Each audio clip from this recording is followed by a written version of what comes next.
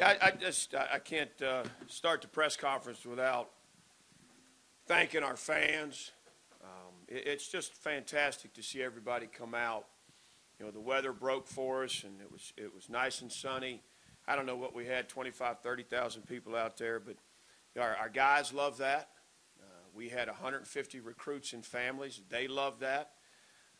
I think having over 100 lettermen back, it was just that's the kind of day you want. And there's a lot of people pouring into our program, and I think today is a testament to that. So, you know, we've had a big couple of days. It's not over yet, but we've got 4 guys on official visits.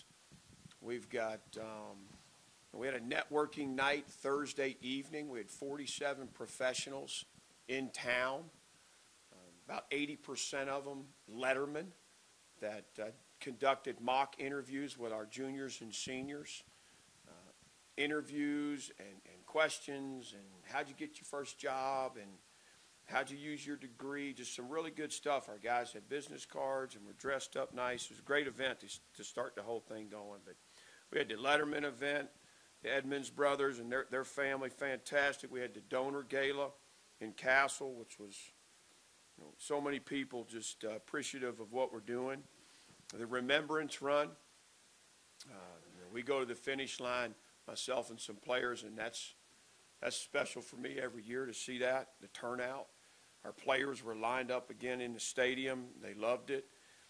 We have the Letterman's golf tournament. There's just so much that goes into this, and it's, you know, sometimes while we're going through it, it's like, man, but at the end of it, it's absolutely worth it, and it's some of the things that make this place special. So I'll open it up for questions.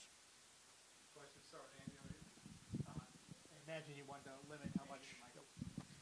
wanted to limit how much Kyron played today. What do you think of him just getting in efficiency-wise, how he did out there? Yeah, I told him going out there that everybody else, the other quarterbacks were tag off. He was air tag. They just had to get close, and I was blowing the whistle. So, you know, I like to get those guys greased up a little bit, the starters. I think Tootin had 3 plays, but you know, you've had 14 good days, and you certainly don't want something to happen today. So get a little work, do a few things maybe that the play caller wanted to see, and get them out of there unscathed. Mike Barber, Damian, and Dave Cunningham. Hey, Coach, you mentioned on the field in your little interview that you've got good mentorship from the older players to the younger players. I'm curious, you have so many guys from Richmond, so many guys from Highland Springs. Do you see an extra level of mentorship, camaraderie among that group of taking younger players from the Richmond area or from their high school under their wing? Yeah, honestly, it's happening across the board on our team. You know, we have a lot of maturity. All those guys that came back, you know, they get it. And they're invested in the young guys. They know we need them. So it's been good that way. I think that Richmond crew, you know, they're connected at a little higher level, just in general. Those guys are awful proud of where they come from and that they're here together. Brent, you mentioned on Tuesday the battle between Pop and Dylan for that backup quarterback role. Early on was Dylan, later trending Pop. Pop getting about double the snaps today than Dylan. Is it trending toward Pop right now, or do you still want that competition going into the summer and even include Davy Belfort as well when he gets on campus? Yeah, I mean, it's a good question. We'll have to evaluate the film. You know, right now Pop's got he was out front a little bit on it, and I think it just fell that way that he got some more snaps today based on the team he was on. But, you know, it'll be good film for both of those kids. Keyshawn Burgos tipped a pass, recovered a fumble, had 3 sacks. What did you like about his activity? Yeah, he played like he was mad today. I have to get him mad at me all the time, I guess, because, you know, he's one of the more improved guys on the team. You know, we only gave out 2 awards, 1 offense and 1 defense in that department today, but he was in that conversation. He's got a great motor, and I think he's been more focused this spring. You know, he's complained less. He just works. He just puts his nose down, and he's coachable more so than he's ever been, and it's paying off. Let's go, David, to you. Then we'll do Steve and Tim. Brent, just the totality of the 15 practices in the spring, did that enhance or dampen your enthusiasm for this team? Oh yeah, I couldn't be more excited.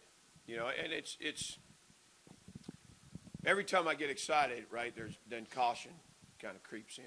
You know, and you realize, you know, we've got all summer and a ton of things we have to get done. We've got all camp, a ton of things we have to get done. You know, I love that we know more about our team, more about more guys, what we're going to get. That proved true this spring. You know, the guys that finished strong, they had good springs. It's just getting this next group to kind of be ready to play, and we're making strides there. Two quick passes to Jennings there on his side right away. How is he through the practices and then just getting healthy again? Yeah, he's been 100%. I think always for him, you know, it was this way when he first got to us. Just takes him a little while to kind of get the rust off. But I thought he looked like himself out there a couple times today. You know, he's a guy, when the lights come on, you take him in the stadium, he elevates his game. He's kind of proven that. So it was good to see him get that work. Brent, with obviously spring wrapped up and the transfer portal opening on Monday, are there any areas where you feel that you need to maybe add another piece or two, including, I know you only have 4 quarterbacks or scholarship quarterbacks at the moment. Do you feel maybe a veteran backup might be needed there? Yeah, we're having those discussions now, and we've obviously got some guys in mind that we'll speak with, and we'll see kind of where it goes. It's got to be the right group. I mean, you know, you look at Dylan and Pop, and you say, well, could one of them be ready by September? Maybe. But do you want to take that risk? So, you know, that's something, watching this film, that's why today was important for those guys. I know what constitutes a sack today is kind of strange. You had 13 of them. Do you read into that at all, one way or another, with how much you're mixing and matching this offensive line? Yeah, that's a little tricky. It's always tough on the O-line when you split the team. But, you know, I had written down in my notes so many sacks. Why? You know, it felt to me the quarterbacks were holding the ball a little bit, those young guys. They got to get rid of it, and I think that probably contributed to some of it. And we've also got some guys that can rush the quarterback. So, combination of things, I think. Bayshall and Malachi didn't get a whole lot of action. What do you think of the running backs behind them the day it they was had? good work for them. Obviously, PJ, he's had a good spring. And Coney, he's tough. He got north-south. He had some plays today. I like where he's at. And then I think the young guy, Tyler Mason, outside of the fumble, he's trending. So it's a good room. Brent, Takai Heath, we saw him healthy, which is a big difference, obviously. What can he add? What has his progress been, and what do you project for him? Yeah, I think he can help us in the fall. You know, I think he can be a rotational guy that takes it off some of those guys, you know, in that first group. He can do things with the ball. He makes people miss. He's got good hands. He's just got to stay healthy. You know, that was what I told him on the field today. He has to have a great summer. He's got to get bigger and stronger so that he can take the wear and tear, you know, that happens at this level. This program has had some years where it's had 2 or 3 really good wide receivers, but not a lot behind them. How do you feel about the depth now that you can give a guy a breather and maybe they'll be a little more full speed? Yeah, I mean, when you talk about, you got those guys that all came back, all 4 of them, right, with Steve, and then you got the spring that Aiden Green's had, Chance Fitzgerald. He's made those kind of catches all spring long. I think Takai Heath. I think you got some guys like Chance Wiggins, and you know he had a good spring. I mean, we got some depth there. Got to keep developing it. Kind of touching on that again, you know, you got the 4 bad boys coming back behind them. Chance Fitzgerald made the big play today. Didn't see much out of Brody and Chance, but kind of for the fans, through the 15 practices, how did you see Brody and Chance, and also Chance and other guys kind of evolve, like you said? Yeah, that group is coming along. They really are. Coach Mines has done a great job, but also Ali and Quan Felton and Jay Lane and Gosnell, they've been coaching those guys, you know, day in and day out. So we're in a pretty good place there. When you think about we're halfway through, right? We're finished with phase 1 and finished with phase 2. We've got phase 3 and phase 4 left to keep bringing those guys along. You know, not just the wideouts, but a bunch of guys in that situation. But I'm excited about that group. Stay in the back of Ryan. Hey, Coach, how you doing? Quick question. You were talking a little bit about the running back room. PJ found the end zone multiple times today. If you don't mind just elaborating just a little bit about what you've seen from him so far. Yeah, he reminds me of his dad a little bit back in the day, to be honest. He's scrappy. He's quick. You know, he's kind of twitched up. You know, and he just, I mean, we've asked him to do everything. You know, he's played it all on scout team for us and bounces around. If we need a wideout, he goes to wideout. We need a running back, he goes running back. I think we even tried him in the secondary at one point. So he's just kind of a crafty guy. You know, he's got a pretty good skill set in a lot of ways. I don't know if anything's elite, but you know, he finds a way. And he's gotten better and better each year. So he's positioned himself where he's got an opportunity to help us, I think. You mentioned P.J. Jarikas is another guy from the immediate footprint of this area. Is it cool to see those guys get that moment to find the end zone today? Yeah, for sure. It's got to be fun for them and their families, and they certainly deserve it. I'm happy for them. All right, we got three more right here on the front. We'll go Tim, Damian. Coach, obviously Quentin Reddish played a lot from the start of the game, and I think was always out there in the fourth quarter as well. What have you seen from him, and do you see him as a guy who can contribute or maybe even start at safety this fall?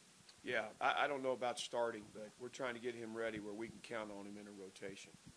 He's mature, he's smart, he communicates, he's long.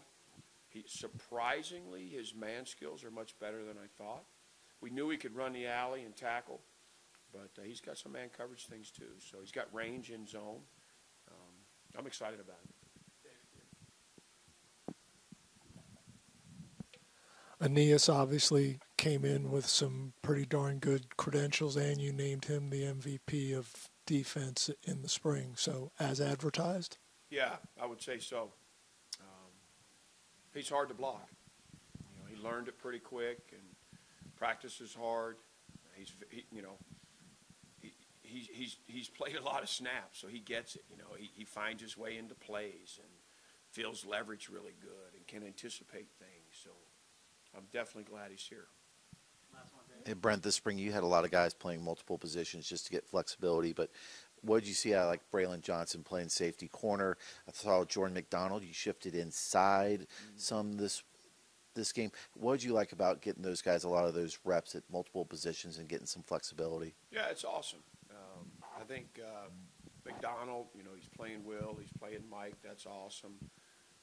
You know, we've done that with safeties. Braylon Johnson, I thought, got great work today. He needed it.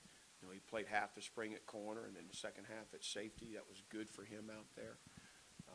You know, it just adds to your depth, and I think you can grow as a player that much quicker when you're working at two spots. He did. He moved down inside a little bit. That's just a particular package for him that we want to explore a little bit. Thanks, Coach Brown. All right, appreciate you guys. All right, we're going to go breakout style for the 3 quarters.